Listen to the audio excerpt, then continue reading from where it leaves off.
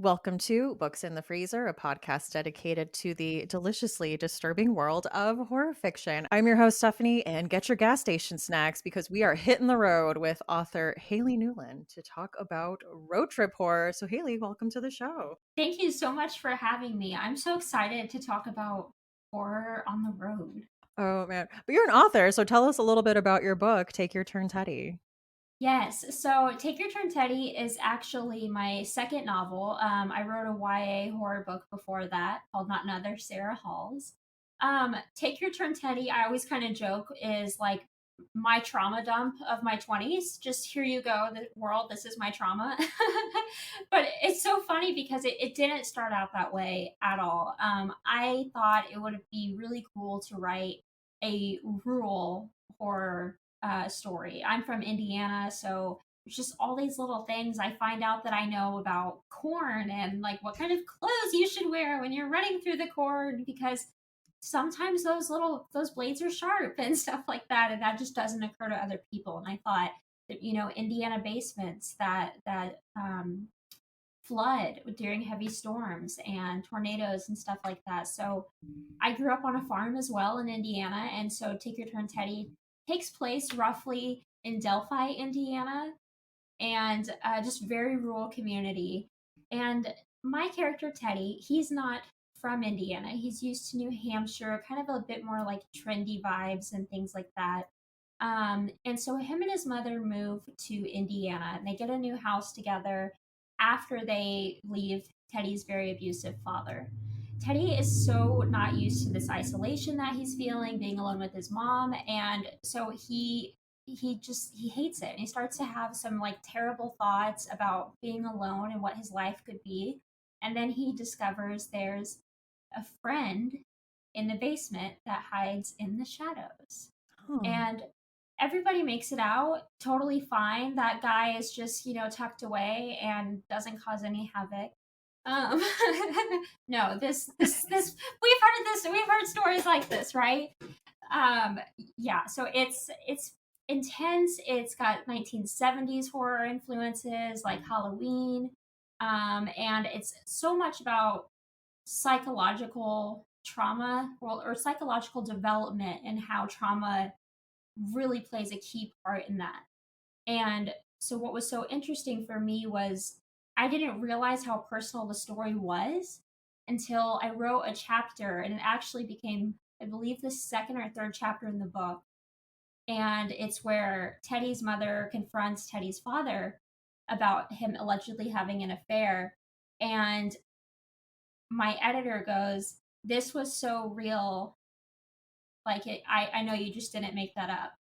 And I was like, "No, no, if anything, I feel like I'm telling a story that's not mine." And so it was just this really strange experience where it was like I exercised something almost repressed. And it came out in Take Your Turn Teddy. It's got like some wow. nods to Carrie too. And yeah. That sounds really interesting. What part of Indiana? So I'd say about Delphi. So that's about 30 minutes outside of West Lafayette, where Purdue Boilermakers are from. So not quite southern Indiana. What tips should people have if they are anticipating having to run through corn stalks? Like if they're on a road trip that's gone wrong and they find themselves there.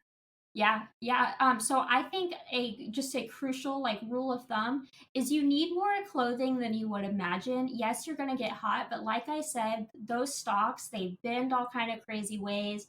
If the weather has been particularly dry, the thing is sharp. You can get little slices running through there.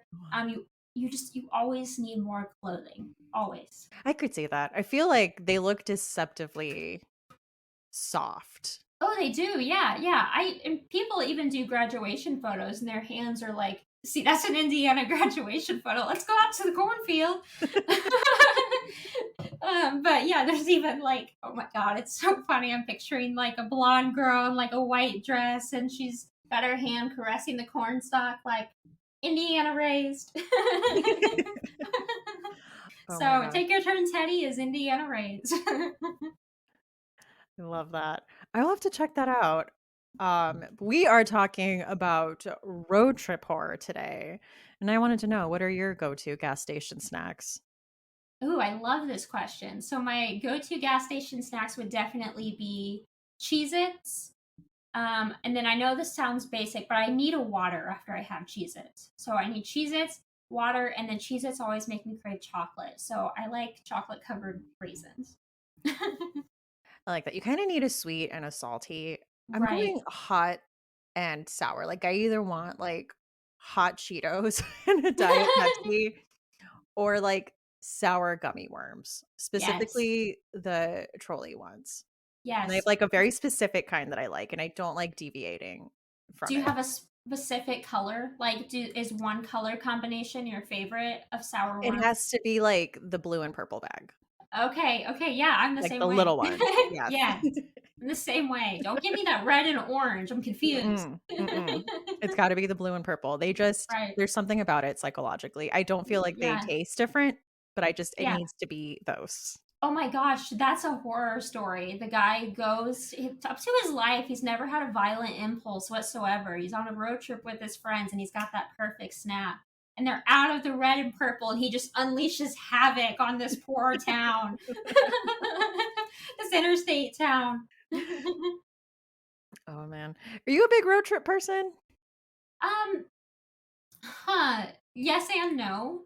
Yeah. If it turns out like so I'm the person that if this is what we gotta do, man, it's 21 hours from where I live to Florida, and that's what we gotta do. Like, I'm gonna make a fire playlist. We're gonna tell ghost stories.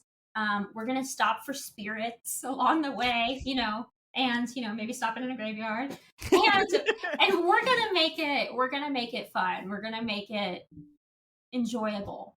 Now, if my mom is like, "Hey, Haley, for $300, we can, pretend we're like luggage and get on this plane and get to Florida in 2 hours," I'm like, "Let's do it." Oh, gosh.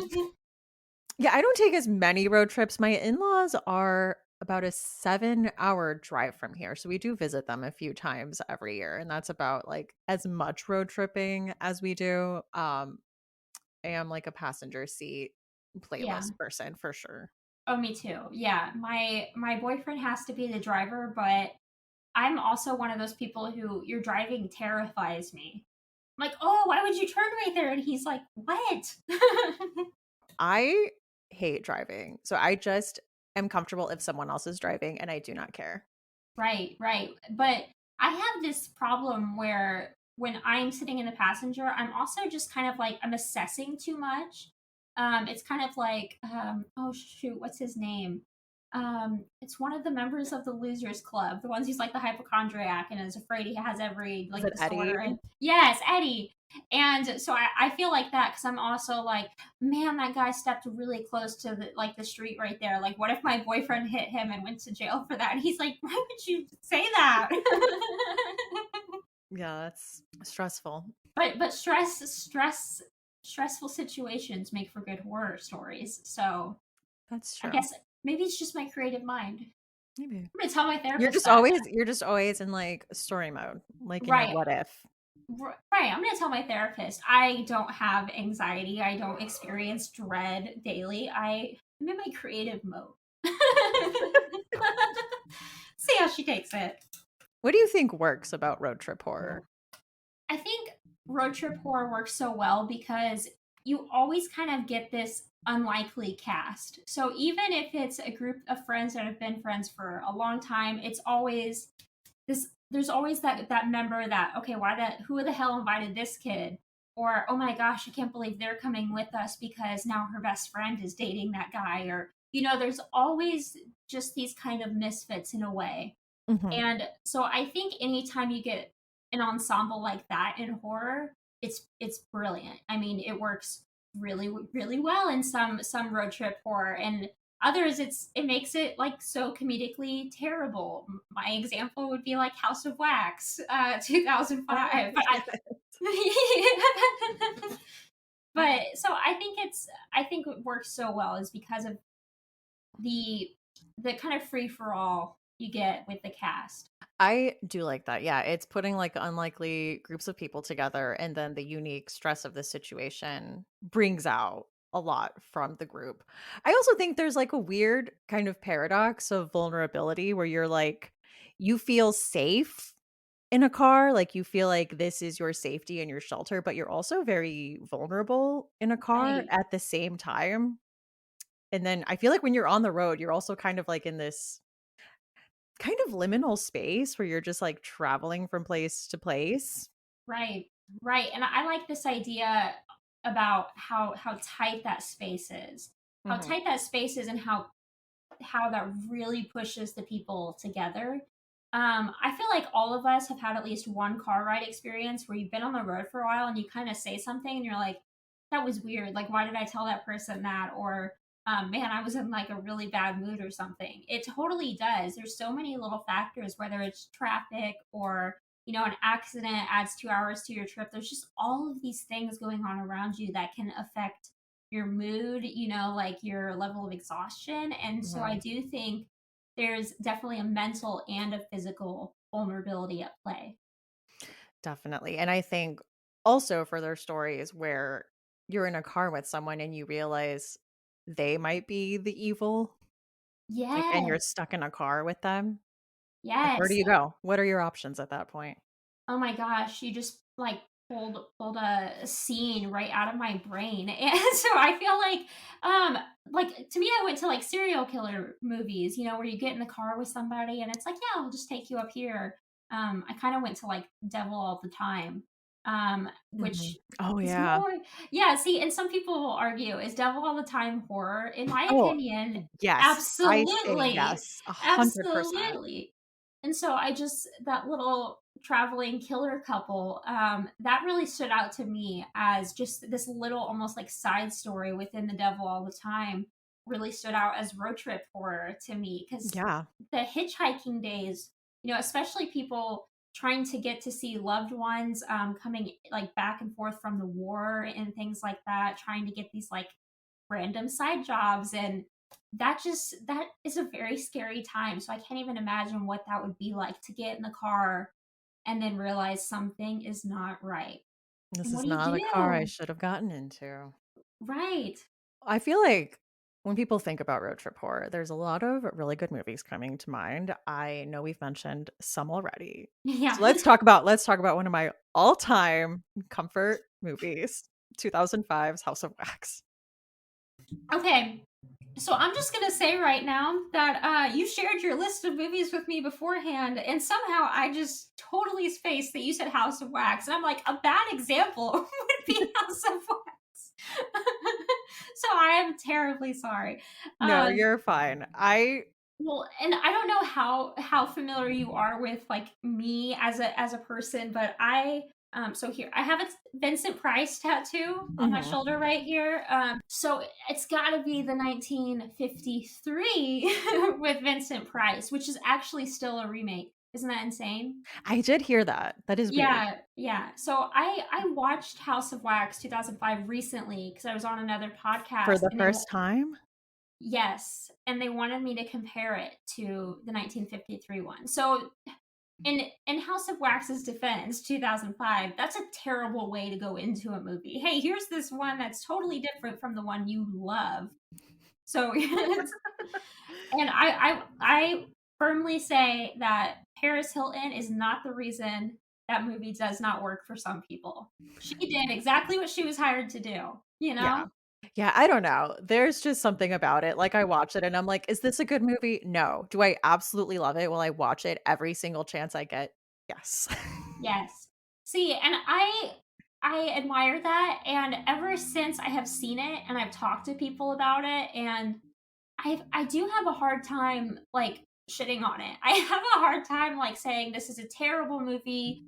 Um, it's does it have bad movie elements? Absolutely, but like you said, that's also what made it really fun. So Mhm. if I was, like, looking at the 2 for, like, the thesis of, like, my MFA program or something, I would absolutely lean towards House of Wax 1953. But the thing is it has just as many gimmicks, they just look differently back then, and I think that was something I tried to keep in mind. Also, it has a pretty star-studded cast. It was hilarious to watch all these little baby, heartthrobs. Yeah, I mean, they pulled Jared Padalecki, they got Chad Michael Murray, Paris Hilton. Yeah, I mean, they might as well have said, like, "Hey, we'll do this movie, and then, like, let's go shoot, like, a, like, One Tree Hill, like, spinoff or something," and they would have nailed it. Also, Gilmore Girls. Chad Michael Murray Yeah, and Jared Padalecki were both in Gilmore Girls. that's I think it's amazing. funny, and they were also antagonistic toward each other. Yes, I remember that. I remember Jared Padalecki giving Rory a hard time. And then he's in Supernatural, and I adore Yeah. him. Also, I mean, the whole Wrong Turn franchise. Right. Right. Yeah, absolutely. And I think the Wrong Turn franchise is so good because I feel like it's something that horror fans across the board, I think, will at least understand kind of like the anxiety inducing just constant like tone Yeah. of those films. I do like both versions of The Hitcher too. Like, I watched the original. I think the original is definitely better, like the one from the '80s. Right. I remember watching the 2000s one and thinking it wasn't that bad. Yeah, so I think I saw that when I was probably way too young, and, it was one of those movies for me, and so there's a scene in particular that I think probably traumatized me to the point where I completely spaced those movies, like, just blocked them out until we did this podcast, and kind of the same thing with House of Wax. I remember being younger. Like it came out when I was way too young to see it, but my brother was playing it in the living room. And the movie's been out for a long time. It's mild spoiler, I suppose. When Paris Hilton gets freaking like impaled, Mhm. that's terrified me as a child because then I would turn to like VH1 and there she is, and it was so strange to me. I feel like there's a lot of traumatizing things in House of Wax. I mean, there's the, like, super glued lips where she's literally, like, Oh, ripping her lips open, and then yes. Jared Padalecki getting his skin like, they don't know Yes. that it's wax, and they keep peeling back the Oh skin on my his gosh. face.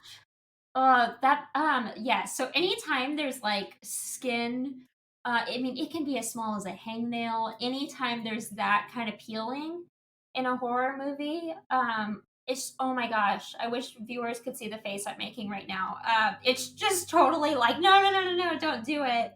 And, so when I was replaying through kind of road trip horror movies, I kept thinking, is that kind of a trope? Does there always have to be that pretty like intense graphic death? Like I just always feel that there's at least one, like Huh. kind of like Cabin in the Woods. Yeah. There's always at least one that you're like oh fuck, like fuck, did that just happen? Like that's kind of like, is that a trope? I mean, for most horror, I feel like you gotta have, like, a showstopper death because I feel like in Yeah. Wrong Turn for me, it's the shovel, like, the girl that gets, like, the shovel across her face, and then, Yes. like, the bottom half of her body just falls. Yes, that and see that like when the kill like breaks the body into pieces or something and they just Yeah. kind of slowly fall, Meaty even though it's plops. yeah, meaty flops. When Meaty my friend flops. Jocelyn was on, that's what we called those deaths. Like, I you have love 'cause that. you have to have the sound of, like, the Can as, we like, make the that pieces fall down. can we make that a hashtag? Like put it on a t-shirt, meaty flops. What are your favorite meaty I flops in horror? Meaty plops. Um Ghost Ship is up there, the Ghost Ship is way up there. So I immediately thought Ghost Ship and 13 Ghosts. Like Yes, when the the yeah, sliding door. yes. The one We ghost just loved kind of watching. we loved that effect in the 2000s. Yeah. Yeah, and so when you brought up, we're talking House of Wax, Wrong Turn, things like that, well, remake. Wait, get your remake. Sorry. Then I immediately started thinking about those kind of deaths. So I'm trying to think how true that stands for road trip horror. This is Mhm. gonna be like we're gonna write a book about this. Yeah. Road trip horror and meaty flops. See, for this episode, I also watched Death Proof for the first time because I saw that on a lot of, like, road trip horror lists. How was it? I liked it. I will say, like, going into it, this is probably something that's been known about it forever, but, like, the aesthetic is very 1970s, and for a good portion of the movie, I thought it took place in the '70s until, like, Eli Roth shows up and pulls out a phone and texts someone, and I was like, You're "Excuse like me? Excuse me right now?" You're like, did someone mess up? We don't have those yet. Well, he was also wearing like a very 2000s like polo shirt. Like his whole outfit was very 2000s. That's amazing. You're like fact checker. But I was like, That's "Oh, this takes place in the 2000s." Okay. Nothing so like there was no technology up to that point that it felt like a very deliberate choice, but it was like a whoa moment for me. whoa. So did it have some meaty plops? I don't think meaty plot. Well, Rose McGowan gets pretty thrashed. No, actually, yeah, there is a why can I think of the word? Decapitation? Decapitation. Yes. You were I'm like making I'm like, help me out here. Charades. sorry. What is this? I thought it was like record scratch, like out of my No. way. Yeah, there was some pretty gnarly deaths. Have you seen it? Okay. Okay, so I haven't seen that one yet, but it's on my list, and someone recommended it on TikTok as well. Yeah. And I love the era of like how did we live without TikTok? Because like I used to just scroll through every single streaming service, or back then it was probably like my DVR or whatever, Yeah. and try to find horror movies. And it's just I love how TikTok has shown me all of these like kind of random, some of them like super low budget and indie horror movies. So I love Yeah. that TikTok does that. Oh, definitely. I mean, it's streamlined the way we recommend things and get information and It's spread amazing. news. Yeah. I will say another, I think, underrated horror anthology is Southbound, Yes. Okay. So yes. So South. When did that come out? 2015. 2015. Okay. Yeah, it's an anthology and they're kind of like interconnected stories on like a Yes. desert road. Okay. Yes. Yes. Yes. Yes. Okay. So I picked one that was so old. I didn't even know if you were gonna like be down for me to talk about it. Are you You're fine. down? Yeah. That's fine. It can be really old. Yeah. Okay. So I wanted to talk about 1960. It came out in 1960. The City of the Dead. Now, Okay, yes. have you ever seen that film? Yes. Okay, so it has Christopher Lee in it, a Mhm. very young Christopher Lee. It's black and white. There is so much fog in this movie Yeah. and mist. It is amazing. So it's very witchy. I definitely recommend it for people who like very old, kind of classic feeling horror. But I feel like it's rare to find something where the witchcraft is so in depth, where it's a little bit um, almost like a studious kind of curiosity towards witchcraft. So, what I love about this, in consideration of road trip horror, is this student is very interested in the subject of witchcraft. She's learning about it at her university, and Christopher Lee is her professor. And he, after class, he goes, "Hey, I know this town, and it's super witchy and has all of this history, and you should go and you should stay at this inn. And here's the woman you should speak to." Mhm. Well, so she makes the trip there, and of course, things are a little strange at the end. There's things around the house that kind of pinpoint to the witch's hour. She hears people talking and moving inside the walls and underneath her floor. She finds like sort of sacrificed animal carcasses in her bedroom. And this came out in 1960. So to me, it's one of the earliest films I saw that really kind of pushed the boundaries of you're traveling somewhere, you're traveling alone, you're a young girl, and I could completely understand how she would see this professor as somebody she trusted, somebody who would absolutely send her somewhere safe, and he's even said, "Here's where you can stay." Mhm. And he's And hot. But he's hot as hell. He's so hot. And his voice probably makes you like weak at the knees because yep. it's amazing. Oh my You're gosh, like, yeah, 1960s and 70s Christopher Lee. yeah, like, you just walked into like a berry bush and died, but you sounded great doing it. So City of the Dead, I think, is so much fun because it's less about kind of the road on the trip, but it's kind of like the road you don't come back from, Yeah. kind of road trip horror. Ooh, also Psycho. I mean, we don't spend a ton of time on the road in that one, but No, I would absolutely say Psycho yeah. counts. And I love you so much that you kind of brought that up because I was going through my horror picks and I became super hyper critical. I'm like, they don't spend a lot of time in the car. They just get to a new place, Haley. Is that road trip horror? I get that way. Yeah, I Which would say Psycho. Psycho fits the bill for sure. we're counting it. Um, yeah, we're absolutely. I would say Psycho for sure because it's another one. It's the road you don't come back from. So I like this idea, especially in the '60s, of young single women going out and trying to find something for themselves, like trying to. One woman is just absolutely after her education, and that's kind of awesome. But then at the same time, you're like, fuck, she went and did that, and I haven't seen her for a few days. Ooh, also, this is Twilight Zone, but the Hitchhiker episode.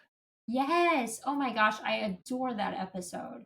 I adore Mhm. that episode. And I'm gonna do like a movie night and do City of the Dead, Psycho, and then the Hitchhiker episode. Ooh, that would be a good, like, triple feature, a good, like, Yeah. ending And I bet ending the punctuation on scores. that. Oh, I was gonna mention Midsummer.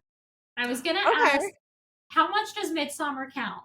Because what I liked about it, why I think it works, is because it has that little trope that we talked about of this unlikely kind of group, and then of course there's that one person that's like, "And you brought your girlfriend? Like your girlfriend's coming?" Mhm, kind of thing. And one of the friends literally is like giving him shit for bringing his girlfriend, mhm. and on top of that, there are insane deaths in Midsummer, and Oh, yeah. I mean, so I like the idea that it's again it's the road you don't return from, even though Oh, yeah. somebody ends up kind of mastering the road. It's like if someone else in House of Wax stayed and made wax figurines with them. You know what I mean? If they're like, Jared Padalecki, you did, you know what? You're our May Queen. You can make wax people with us and live in our wax house. Our little wax town. Yeah, our little wax town. You'll be our wax son. Um, I did like in House of Wax that it's, like, the good twins and the bad twins and, like, Yes. Chad and why am I forgetting the final girl's name? But, like, they have to come together and battle it out against, like, the 2 bad Yes. twins. Yes. I Okay, so I loved that too, and I wish that more horror films would do that. Like kind of like do the twin trope a little bit more, especially in horror, because even people who you think of like as identically the same, even if they're fraternal twins, it's amazing to see what they do out of fear, out of like, just like adrenaline rushing and things like that. I think people would be surprised how different they might be. Yeah. Like, oh my god, you know what I didn't mention? What? Joyride from, like, Joyride. Yes, 2001. yes, yes. Okay, yeah, we have to talk Joyride. So Joyride was so basically any movie from 2000 to 2000, let's say 7. I was too young to be watching it, and yet I saw it. And so Joyride, that was the movie that made it so if people said like, "Hey, let's watch a scary movie," I was like, "Fuck you! Like we're going to bed. I'm over this. I'm going home."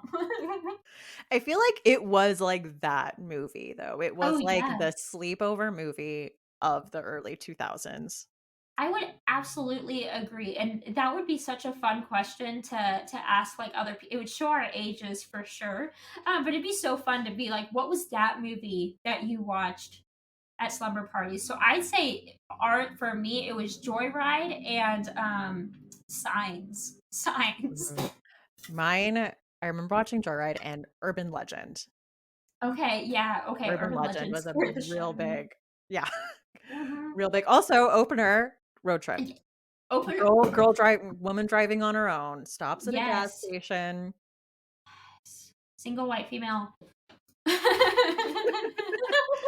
Got a got a showstopper decapitation, rolling window Yes. down, head flops out. I think we are so onto something that road trip horror, like road trip horror especially. I'm just maybe it's because they're always in these places that you expect to be safe and then they're just not in like seconds. And I Yeah. think that's another powerful thing about road trip horror is there's always this urgency because you're on the road, you don't know where you are, or there's some kind of conditions around you that makes you think you have to get out of there.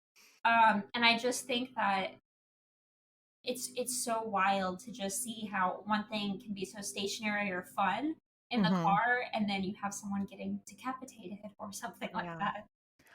Ooh, well, I mean, going back to Joyride, I think that's also like you feel a sense of confidence and safety being in a car and they start playing with the radio and like messing with people. And that's a prank that comes back to bite them in the ass. But then also, like, they think they're safe because it's like, oh, you feel so anonymous out on the road and just, Definitely. It's the anonymity. That's what it is in road trip horror. Even if you're in a group, you feel kind of that anonymity of, we're in this car. Even if I see somebody, it's like a passing thing. Mhm, Ooh, I feel like it's definitely easy to kind of be dismissive too. Because I love when they're still traveling and yes, some things have already started to feel wrong because it's mhm, too easy to say, "Oh, well, we'll be miles from that, in just like an hour or so," or something like that. You just kind of think that some things are just passing things when yeah. really they're omens. Ooh, yeah. One trope I came across in my books, but I don't know that I came across in too many movies, is in all 3 of my books, there's a scene where there's, like, a big confrontation, like, they stop somewhere to get food at a gas station or whatever, and there's a big confrontation of some So, kind. so do you mean like an unplanned Yes. confrontation? Okay, okay. I Like, someone said absolutely. something, and we're And throwing then it's hands, or, like, yes. stakes are getting escalated. And see, that's why I love House of Wax because it's like they had Oh, little yeah. little moments of confrontation and shade, and then it's like, I'm not gonna throw you the football. Like, You're what I the don't hell, like you. man? Yeah, Why is your I brother don't so like mean to you. me? Yeah, you even throw me the ball, bruh. Listen, that movie is silly and I love it. No, and you know what? I'm not even, like, hating when I'm sorry, I'm not even hating when I'm poking fun. I think I'm actually enjoying, like, you do, like, that's part of the appeal with, like, Scream and stuff, is Yeah. it's goofy and This episode is brought to you by Fangoria, the world's best horror and cult film magazine since 1979. Listeners can use code Books in the Freezer to get 20% off their order. That includes, of course, merchandise and first time subscriptions and single issues of the magazine. Not only are there tons of articles and interviews about upcoming horror movies, there's a regular segment by Stephen Graham Jones all about slashers called Slasher Nation. So you're going to want a copy. So again, that is code Books in the Freezer. And thank you, Fangoria, for supporting the show. All right. Well, are we ready to talk about some books? I am definitely ready to talk about books. Okay. I am going to start off talking about Monster Sona by Chloe Spencer. This is a YA story. It was so fun. So, this is about Riley, who's kind of getting used to living in Maine with her mother after her parents' divorce. She's living in this small town, and there's a company, Titan Technologies, that kind of has a big presence in the town. I don't want to say runs everything, but a lot of people in this town work at Titan Technologies. Um, on homecoming night, though, Riley wakes up from a nap to see that her town is in flames and under attack. She grabs her dog and barely has time to get in her truck and get out of town. On her way out, she sees another survivor, this popular girl named Aspen. And so she like tells her, like, we don't have time. Just get in the car. So Riley did bring her cell phone. She has plans to meet her father kind of halfway in Minneapolis and head to Seattle with him from there. On their way there, there's news that are saying that other Titan Technology locations kind of just combusted overnight. All air travel is grounded.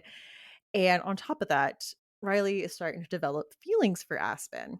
But there's something going on with her. She's acting really strange. And she thinks they're being followed. So this is kind of a kaiju sapphic teen road trip story. I had so much fun with this. I read this in like 2 days. Yeah. I couldn't put this down. I had a lot of fun with it. Scare-wise, I would say it's room temperature, but there's a lot of stuff going on. I don't feel like I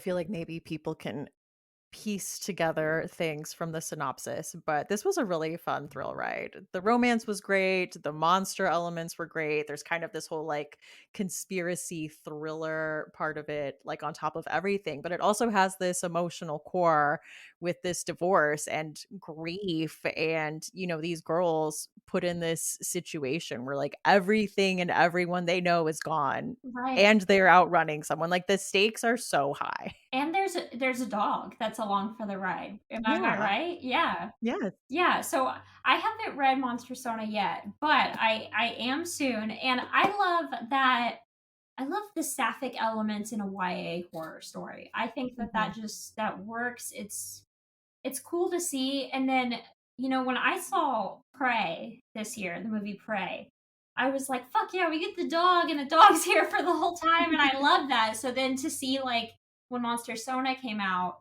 um, I was just like, yes, why don't more people put the dog in horror stories and let them be there as like the sidekick, just kind of the like motivation or the comic relief or something? Why does it always have to be, you know, dog die? Yeah. So I would say it's pretty room temperature as far as scares go, but I had a good time. That is Monster Sona by Chloe Spencer. So my first pick is I feel it's popular, but it's an underrated pick by this popular author. So I am going with We Sold Our Souls by Grady Hendrix. So I think this one is a kick-ass road trip horror story. This one has heavy metal. It has, rock and roll and Satan and selling your souls, and just it's a powerhouse in my opinion. It's also probably was my favorite audiobook listen the year that it came out. The audiobook performer is fantastic. Um, so this one is about a woman named Chris, and she's kind of in her middle age part of her life, and she used to be in a rock band, and now she tends and manages to a hotel in the evenings. So basically, a member that she used to play with kind of sabotaged everybody in the band, which they kind of thought that happened like commercially, kind of like the rock star that went a little too far, took things out of bounds, that sort of thing. But what if it went further? That's what Chris starts. She starts to wonder, what if things went a little bit further? This wasn't just about him making money. This wasn't about their previous front man just stepping outside of the group, breaking up the band. What if he sold their souls to achieve his success? What if he offered up his bandmates for his own success?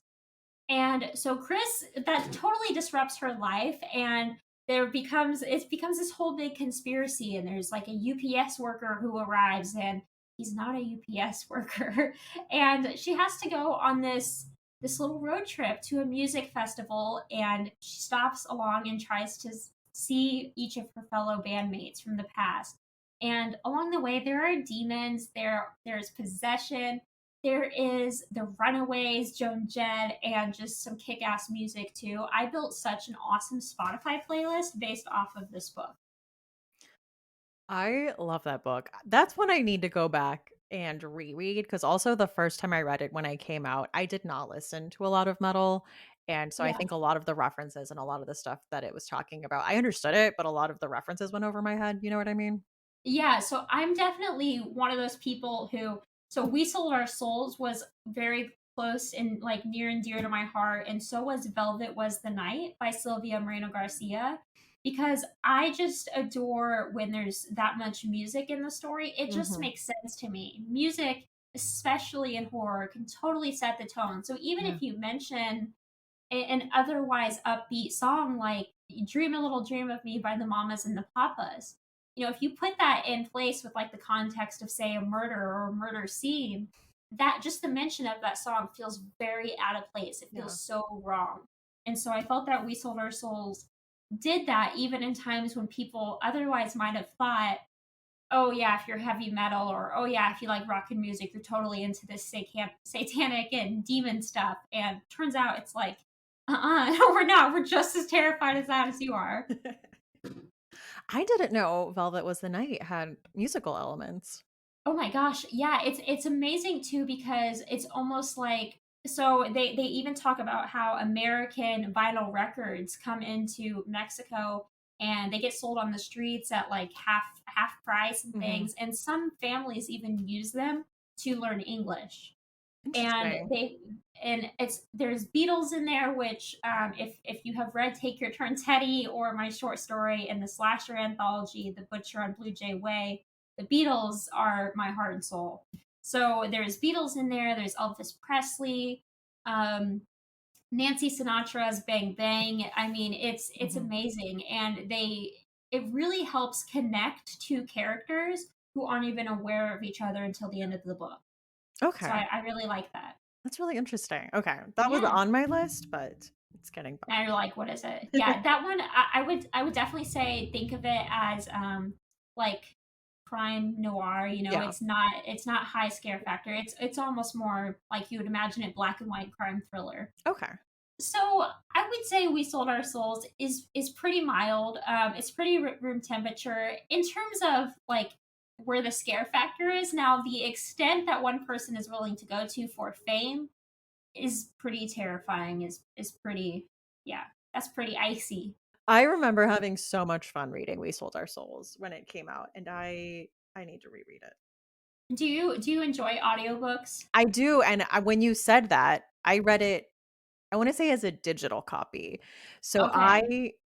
if I reread it, I'm gonna do the audiobook. And that tends to be how I Yeah, reread things anyway for the most part. I me tend too. to, like, reread on audio. And when you said it Right. was a good performance, I'm like, "Okay, good, good." So the narrator's voice, I am obsessed with her. It's an older woman, and Mhm. her voice is. I hope this is if she ever hears this. I hope this isn't offensive in any way. It's got like a grit to it. It's Yeah, gritty, and I mean, but it's performative too. You know, is the way that she.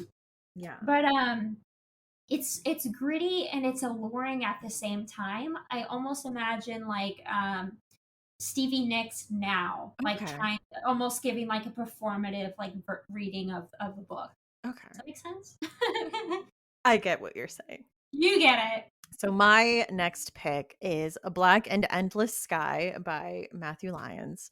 And this is about siblings Jonah and Nell who are taking a road trip back to their father's house after Jonah's divorce. And they already kind of have a strained relationship. So the idea of spending like several hours together, especially him being in such a like vulnerable and emotional position, it's just not something either of them are really looking forward to. So on their way there, they stop at a biker bar to blow off some steam, to get some drinks, like, and there is a confrontation that happens, of course, like I said, in all of these, there is like a confrontation of some Yes. kind. And you know where I don't want to get into a confrontation? A biker bar. Where? Let me tell you that right now. Yes. I Absolutely said not. where? Where? Tell me. I'm telling you right now, a biker bar. Absolutely not. Like a bar. You just I'm put your thinking of SpongeBob and Patrick now, like in this the SpongeBob movie. So that has severe consequences, and that's not it, because this coincides with a strange happening at an abandoned industrial site in Nevada. Nell is not herself. There is something lurking beneath the skin. All this on top of being pursued by a strange individual. Will the siblings be able to work together before it's too late?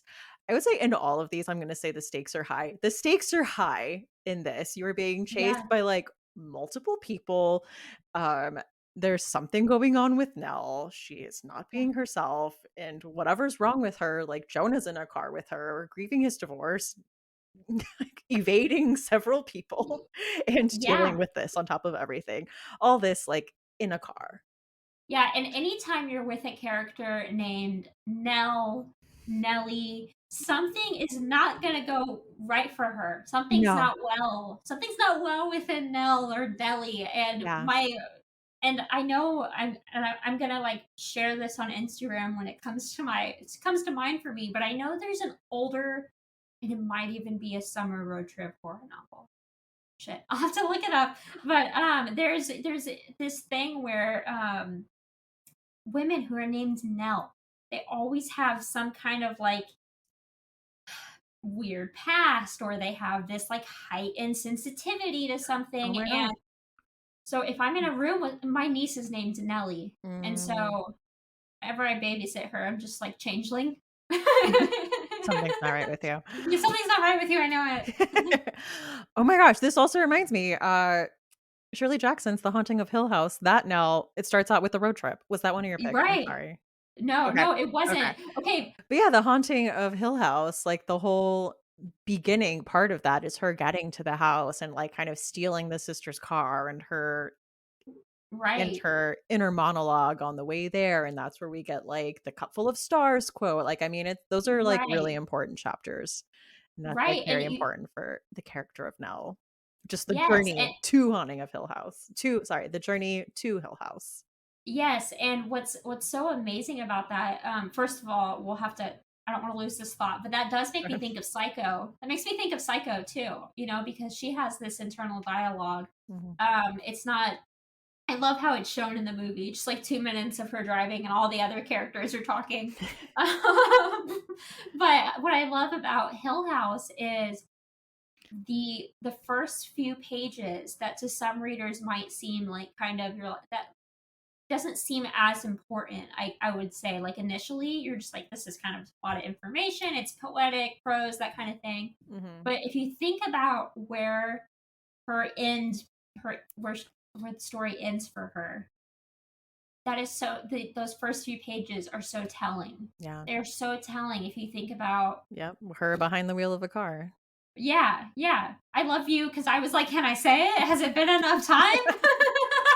I think we have to wait a few more years before we Yeah, can would you tell. wait just a few more years?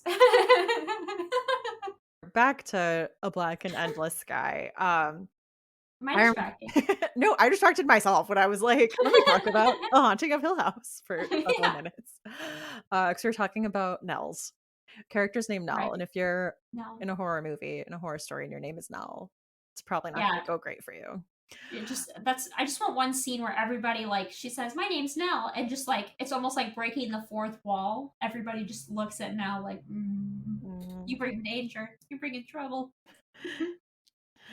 Um, but I remember I spoke to Matthew Lyons about it, and yeah, just the claustrophobia of, like, being in a car, and the horror that just works so well when we're talking about road trip horror, just the close quarters, the forced proximity of it all.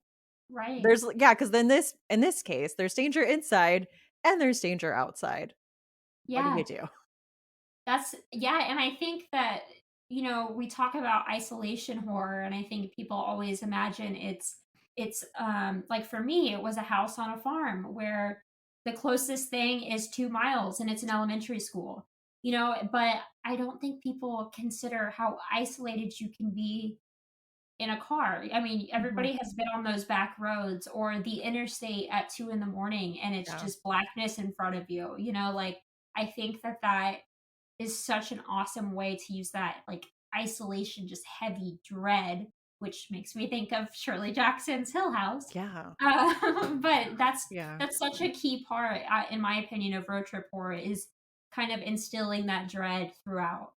I'm putting it in the freezer. The stakes are extremely high. I remember so many, like, terrifying, like, set pieces in this, Yeah, when I read it.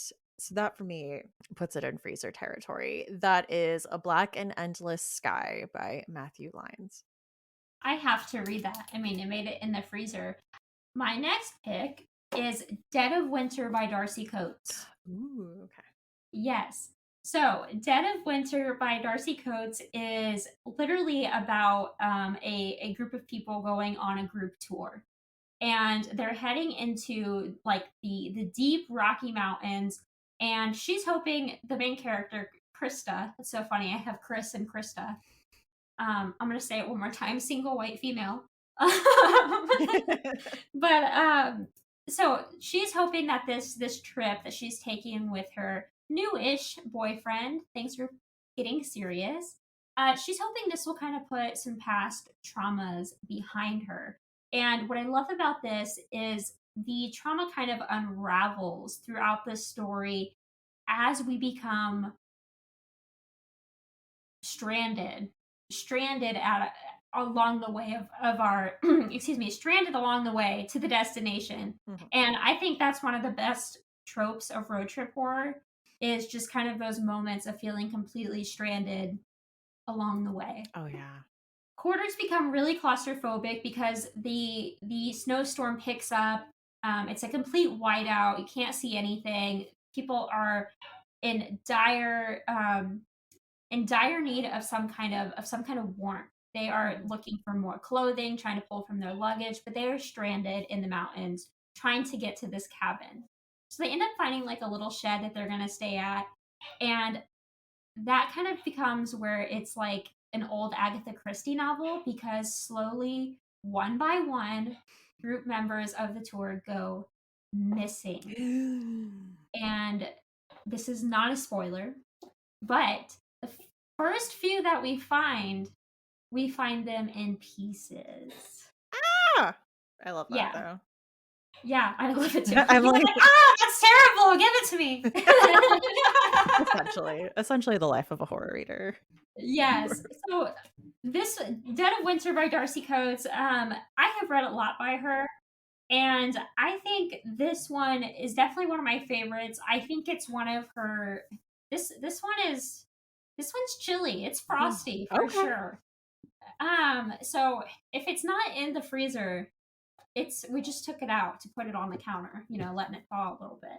Okay. But but it's got a couple of places where I thought maybe it could have been trimmed a little bit that at times throws off the pacing, but that definitely doesn't weigh it down. Mhm. So it's got so much just crazy gore that you wouldn't Oh, wow. expect. I think from Darcy Coates, Yeah. and I think if you're an Adam Neville fan too, you'll like Dead of Winter. So I feel Okay. like that's kind of like an intense comparison for Darcy Yeah. Coates.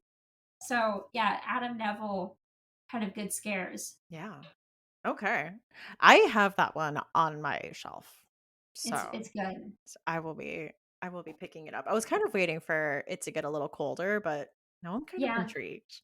Now I Yeah, wanna and read it. it definitely has nods to the I'm gonna say definitely 6 more times.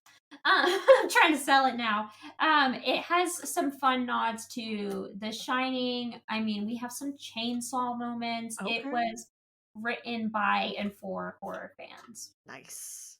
And that is Dead of Winter by Darcy Coates. All right. My final pick is last this year's Bram Stoker Award winner for Best Novel, The Devil Takes You Home by Gabino Iglesias.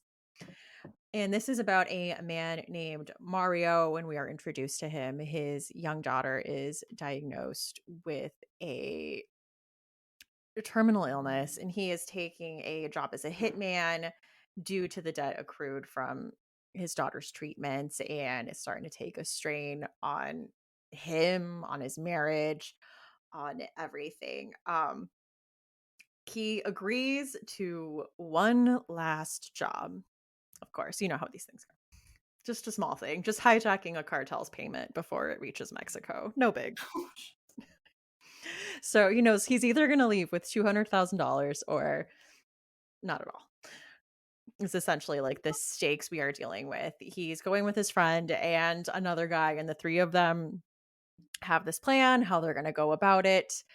And this book had me stressed, like stressed with a capital S, just like the people we meet along the way. There's like supernatural elements that get introduced. Like the danger level is always high.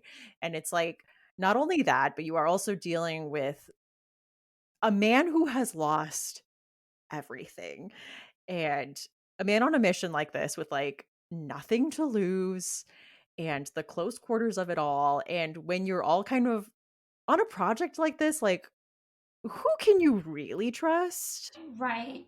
Right. Right. And I think that who can we trust is such an interesting and isolating kind of thought that comes up with road trip horror a Yes. lot. It is 100% in Dead of Winter by Darcy Coates too. Yeah. So to me, that's just like that's when I feast as a horror fan. Is Yeah. kind of this who can we really trust? And you get to look at the whole cast and be like, nope, they're pretty sketchy. I didn't like what you said earlier, and Yeah. you're just kind of judging all of them. How much do I really know the person in the passenger seat? You're right. She played that one song, and that wasn't the vibe. Yeah. I will say I went to the Stoker Awards this year, and I was at, like, a table at the banquet, and there was a guy there who was like, "Oh, who do you think's gonna win?" And I was like, "Might be recency bias because I just finished reading this, like, a week ago." But I'm like, "I'm going for The Devil Takes You Home." And he was like, "Oh, do you wanna bet on it?" And I said, "No." I said, "No," and it ended up winning, and I should have. You're like, I I should have should have trusted my gut. I mean, I should have put, like, $1 or something. Like, I was like, "You know what? I Yeah. didn't take that bet." Yeah, no, I am so excited to read that one. I heard that it is like a feast for horror fans because it's got that grief. I'm loving all the grief horror that's being Yeah. put out these past few years. It's grief, it's got grittiness, and it'll stab you in the chest, multiple times throughout. I So, love that. That's just what I need. that's how you know you're dealing with, like, horror fans. And, like, this Yeah, book, dragged me out into the road and stabbed me in the chest. Here you go. yeah. Yeah, when I read, we were talking about Devil all the time. I was like, this book made me cry. I didn't think that I could ever love again. I questioned my partner that I've been with for 10 years, and my boyfriend's like, "You're telling this to me. You're saying all of this to me." I can hear And I'm you. like, I'm right here. yeah, like, but I loved it. And he's like, "Are we good?" But so I love grief horror Mhm. because it always raises the stakes. Yeah. It always anytime you have somebody who is trying to prove themselves, is trying to kind of clear themselves of Mhm. something, I just feel like the motivation and the grittiness of that person's like kind of strive is just going to be Mhm. that much more fierce and bloody. Definitely. So for those reasons, I am putting this in the freezer. Yeah, Um, absolutely loved it.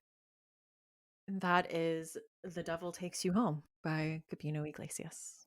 that's a brilliant pick. Yeah. Thank you. Okay, so is it my turn? Can I Mhm. go? Yeah. Okay. My next pick is Doctor Sleep by Stephen King. Ooh, I didn't even think of this. That's so Yes, good. and so when I thought of this, I was like, she's either gonna think this is basic as hell, or she's gonna think it's brilliant. So I saved it for last because I was like, I'm gonna let her warm up to me, be like, hey, Haley's kind of funny. Um, so Doctor Sleep. This is it's a sequel in a way. I would say in a way to The Shining, and I guess it really is. It Yeah. is a sequel to The Shining. I don't know why I'm being so maybe it is. And I think the reason why I struggle to just outright say this is a sequel of The Shining is because this is pretty different from Mhm. what we were experiencing with The Shining. This Yeah. is, in my opinion, so much less about the ghosts and so much more about, the next generation of who experiences these things. How do we do this responsibly? How do we protect other people? Things like that. All things we didn't think about in The Shining. We weren't thinking, okay, there's even more people like us. How do we protect them? The only little glimpse we get of that is Dick Halloran trying to protect Danny. So that's what really stood out to me in this book. So, excuse me. So, for those who don't know, the not the Doctor Sleep kind of follows this cult that is called the True Knot. And they look like they're harmless. They look like kind of these like hippie weird people, but they have these abilities, these powers that Stephen King fans have seen before. It's kind of almost like a telekinetic. It's almost like a kind of immortality as well that these people have achieved through those telekinetic powers. Um, And what is really cool about this is it follows Dan in the book. He goes by Dan instead of Danny. This is Dan, and so Dan has had some issues similar to his father. He kind of just goes on this like legacy of despair that his father left behind for him. He loses his mother, and then he starts to struggle with the ghost of the Overlook Hotel returning to him. So as he's adjusting to kind of his adult life without his parents, he meets a young girl named Abra. Now, Abra, we learn, also shares his gift, but she is the brightest shining he has ever seen, and this cult called the True Knot travel in search of people just like her. So these people basically eat souls, which is amazing. There's also kind of these sapphic scenes between Rose the Hat and Snake by Andy that I adore. Which we didn't have that in The Shining. And then this is just like a really epic face off that I felt we didn't necessarily get in The Shining. So in The Shining, you have this great kind of chase and it's in the maze and it's awesome. But in Doctor Sleep, this is where you get the face off between Danny and those ghosts that have haunted him from the Overlook Hotel and are now after this young girl who shines brighter than anybody Danny has ever seen before. Yeah, This book is definitely in the freezer for me. I would agree. I love this book. And if we're talking about the road trip horror, I love that Stephen King goes into how, for this cult, the anonymity of the road is actually great for them and their level of transience and the way that they can just do what they need to do and get what they need to get and fully be on their way and no one suspects a thing. Yes, and what's so I think is so cool about that is, The Shining was written when we were just starting to use the word serial killer. When we were just starting to understand, hey, when we find somebody and they might have killed a person or two, oh, where else have they done this or have they done this elsewhere? And that was kind of when we first started considering things like that, especially with the interstates Yeah. and more use of those. And so that's such a good point about this is these people use the highways. They go through these little towns that don't have much more than an elementary school, like a community baseball field, and but that's where these other people who shine just like Abra and Danny do exist. And so I love that. They use the road as their anonymity. Like you said, there's also a power to it. They use the road to kind of stalk and to see what Mhm. else is out there. Yeah. And what's so scary about the True Knot is they can be miles and miles away from you and sense you. Yeah. And that's so there's always kind of this like you are being watched that I felt when I was with Danny and Abra to the point that I was like, kind of looking over my shoulder. So Rose the Hat is sexy as hell, Yeah. but she's also scary, scary powerful, and she hunts kids. I mean, that So adds to it. yeah, oh yeah, you're right. Not the Keep kids, saying it. but her No, being yeah, dangerous. not the kids, not the kids. Scratch that. I don't want that out Scratch there. that. The ability, I think, to not only hunt but to also gain recruits Yeah. along the highways that also makes this group so much more powerful. Um, and Yeah. we get to see that really, really cool with like Snakebite Andy. Doctor Sleep by Stephen King belongs in the freezer. Yeah. This has some graphic gore. This has like anytime I think someone is actively hunting children, and we are with Stephen King, and he does not shy away from the The moments where some of those children die. And the that's baseball kid scene has haunted me for years. Baseball Boy Baseball haunts boy? Yeah. me. Yeah, Baseball Boy haunts me so much. And then in the film, Yep. they picked the most beautiful child. I love that kid. I love every horror movie he's in. It's so crazy to me that that child is able to act through that scene, and are they going to be okay? Like, do we know? That's what we need. In like 20 years we'll make a podcast about all the kids that were on horror movies and just, are you guys okay? That'll just be what the podcast is called. Are you okay? It was a traumatic scene to watch. Yeah. I skip it now. I have to. Because I don't think they, like, technically show like, it's just masterfully directed. Because it's like, what do they really show versus, like, what is implied? But Right. it's No, still it's so definitely stressful. It is it's stressful. the it's the kid's anguish, I Yes. think, that The brings kid it screaming, home. yes. Yes. So the kid does such a good job, baseball boy does such a good job acting it, and King does a good job writing it. Because I remember when I was reading through some of those pages, just after I'm thinking Rose the Hat is so sexy and so sly and Yep. like stuff like that. And then I go to how she hurts these children. It's almost like a sickening. Yeah. So I really enjoyed that because this gave me that sick, like, I'm attracted to somebody who's a complete fucking monster, Yeah. you know? And I think that if anytime you can put that in a character too, that's cool. Like Yeah. if you had someone else who is like, this person's really cool. Also, Crow Daddy. Crow Daddy can get it. I'll, just Rose the Hat, Crow Daddy. We can make it like pansexual and I love that. I love that this is like a Doctor Sleep thirst fest. yeah, no, Um, and that's see, and people are I.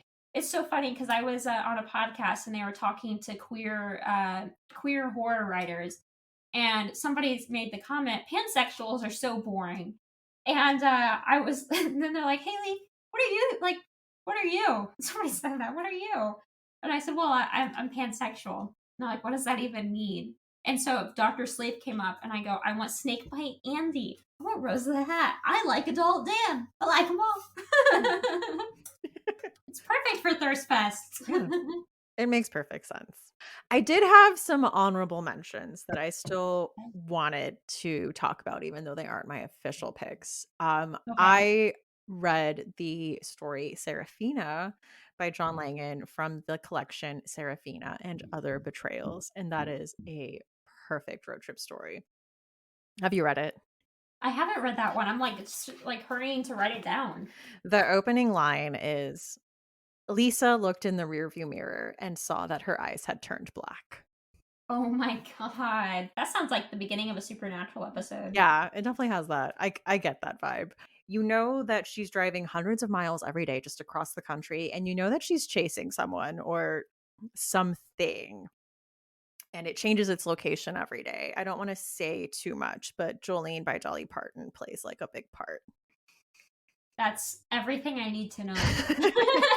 It was really good. I felt a lot of emotions reading this, and one of them was anger. So I don't want to say too much just because it is like a novelette.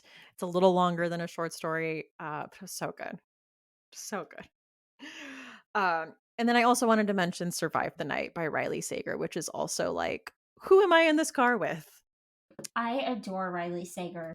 Survive the Night for me, I went into it thinking that it was gonna. I kind of thought of what's the movie called with Zac Efron and he plays Ted Bundy.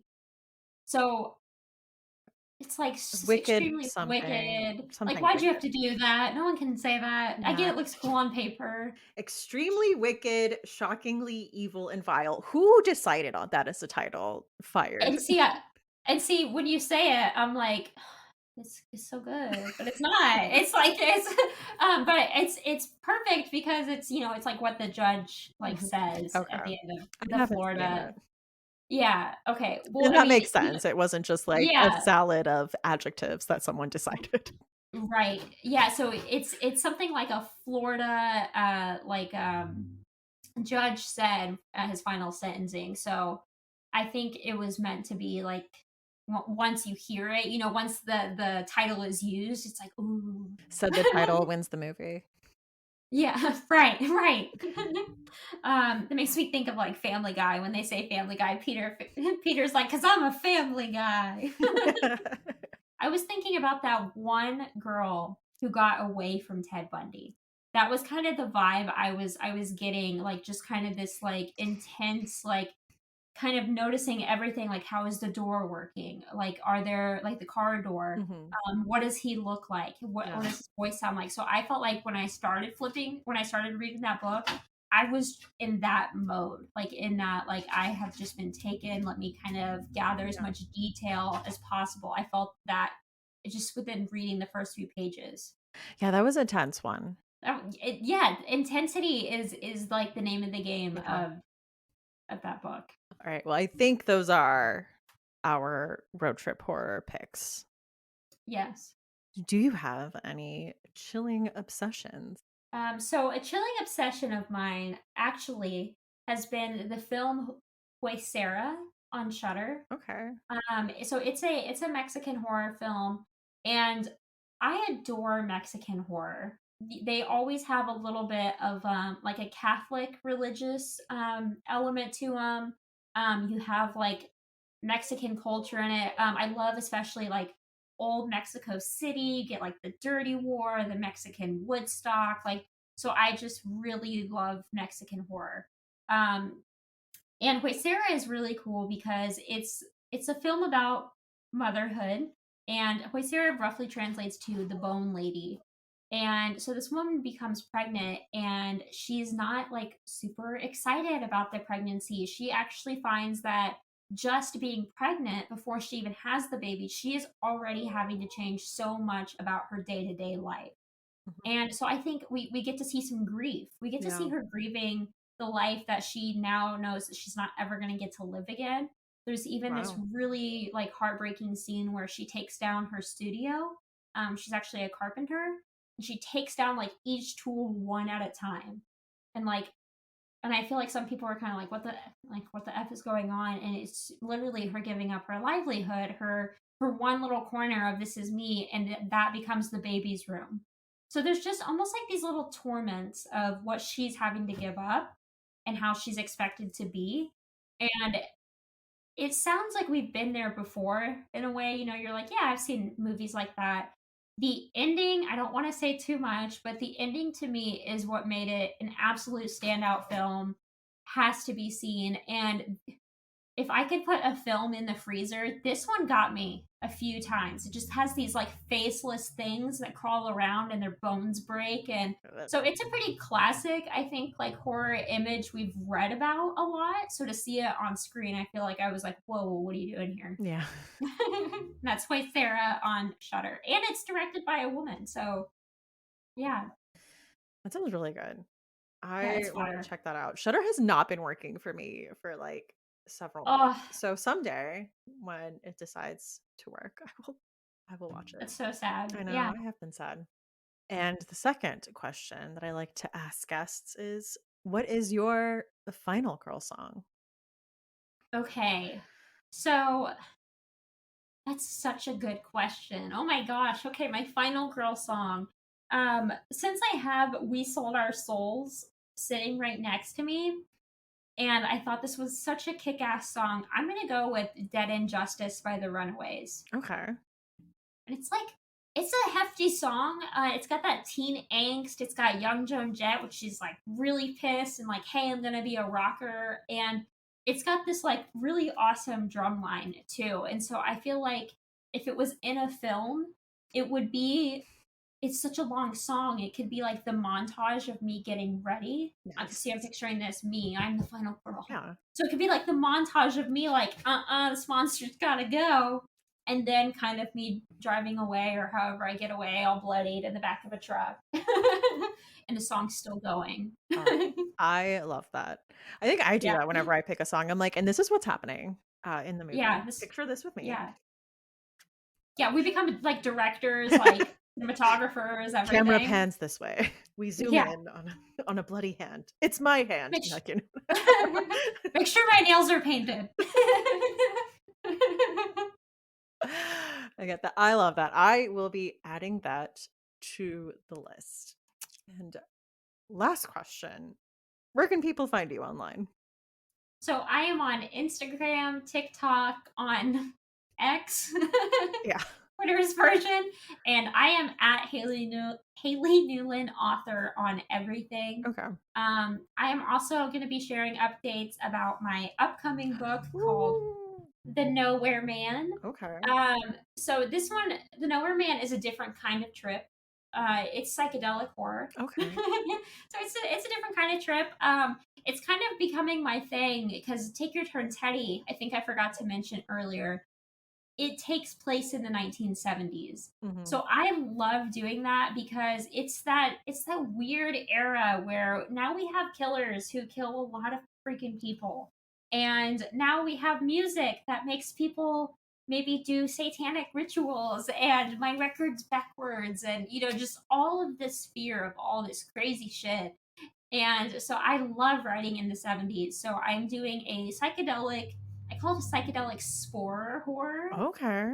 Okay. because it's psychedelic, but you're also going to see the classic mushroom image that Hmm. you see in horror, Mexican Gothic. We have always lived in the castle, that kind of thing. So I'm really excited to kind of blend psychedelic mushrooms and kind of that mushroom imagery in horror, the mushroom trope, I guess. Okay. I like And that's that. called The Nowhere Man, which is also a Beatles reference. Nice. All right. Well, I will be keeping my eye out for that. And Thank you. thank you for coming on and talking to me about road trip horror. Oh my gosh, thank you so much for having me. I feel like I need to go through and watch House of Wax again. I'm gonna watch Wrong Turn, The Hitcher, and I'm gonna get some Cheez Its, my water, and Yeah. chocolate covered raisins. That is Maybe how some it sour should. gummy worms. Okay. Okay. Yeah. That's the way Thank to you, go. View. If I get a blue and purple one, I'll send it. This is right. All is right in the world. All is right in the world. And you have like the little trolley worms. Right. Books in the Freezer is a bi weekly podcast. We post episodes every other Tuesday. You can find us on Twitter, or I guess X, at Books Freezer Pod, on Instagram and TikTok and Threads as Books in the Freezer. And we are also on Blue Sky. You can send us an email at booksinthefreezer@gmail.com. Show notes for this episode and all previous episodes are at booksinthefreezer.com. There you will find a list of books mentioned, as well as resources and links on how to support the podcast, including affiliate links and links to Patreon and merch. So go ahead and check that out at booksinthefreezer.com.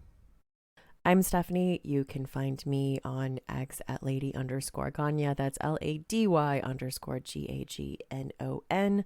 Or on Instagram at That's What She Read. And that is That's with 2 A's.